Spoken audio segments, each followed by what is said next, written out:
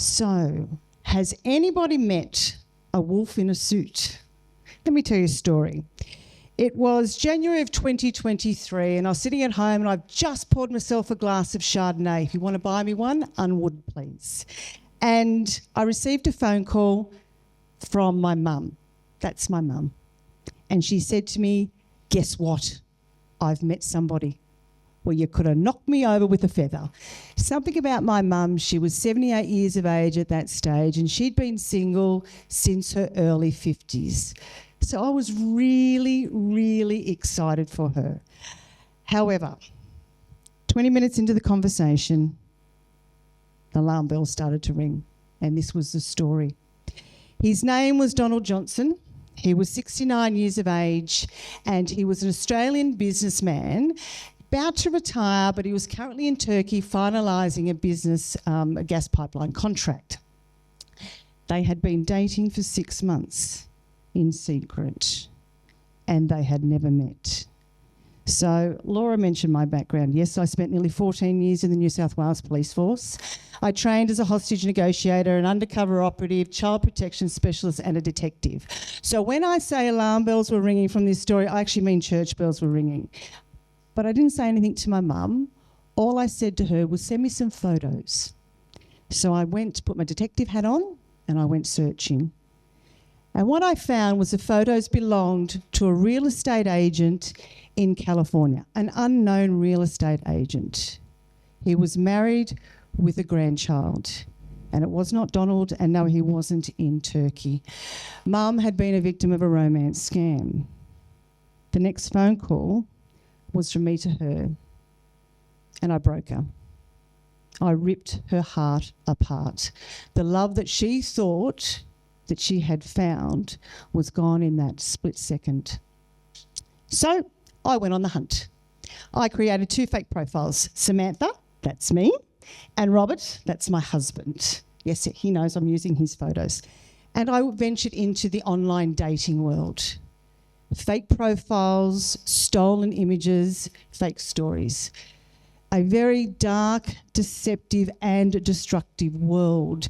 Emotional manipulation, persuasive language, coercive tactics. Everything was scripted.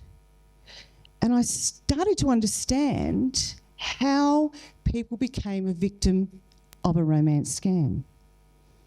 But I also identified that there was this intense shame, not from victims, but also from society. We shamed victims for going online.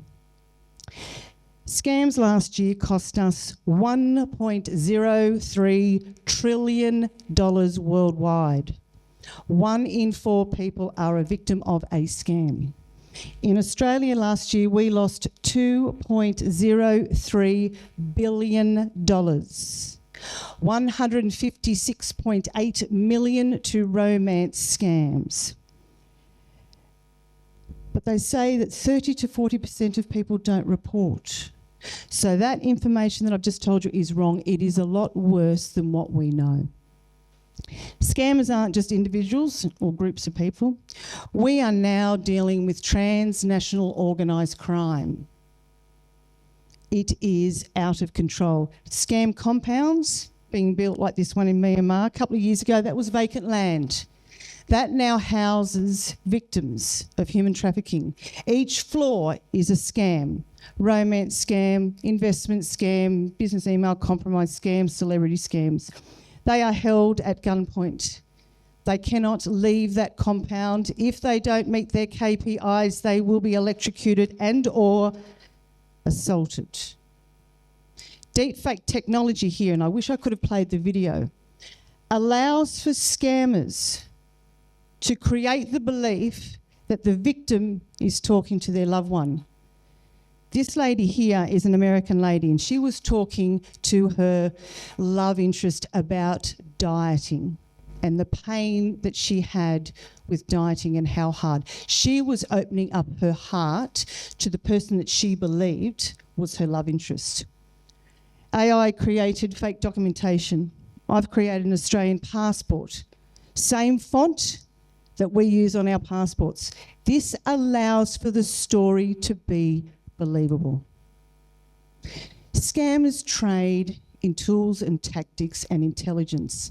At home, I have a 23-page Nigerian scammers playbook that I use to talk to scammers. So I learn their tactics. I get to understand what their next playbook will be. And this is what they are using. Scammers, they work 24/7. But do you know what we do? We shame the victim. Their goal is to destroy economies, but we shame the victim. They trade in human trafficking, but we shame the victim. We shame the victim for going online looking for a sense of love, a sense of companion. And because of that, victims don't report. Victims remain silent. And do you know what happens then? Scammers get the power, and they are getting more powerful and powerful every single day. We need to take control back. We need to stand tall, and we need to say no more. Victims feel this sense of shame. And it's heartbreaking when you listen to a victim tell their story, because they don't enter a dating world with that idea of going, you know what, let's meet someone fake. Let's break my heart. Scammers know this, and they utilise this need for human connection for total, utter destruction. That is their job.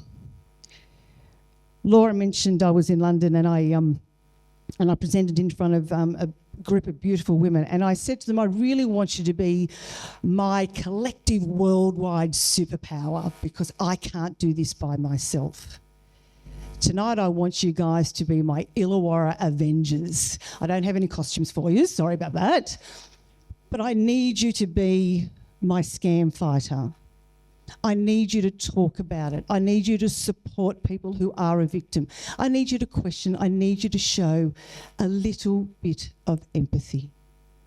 I want you to think about it.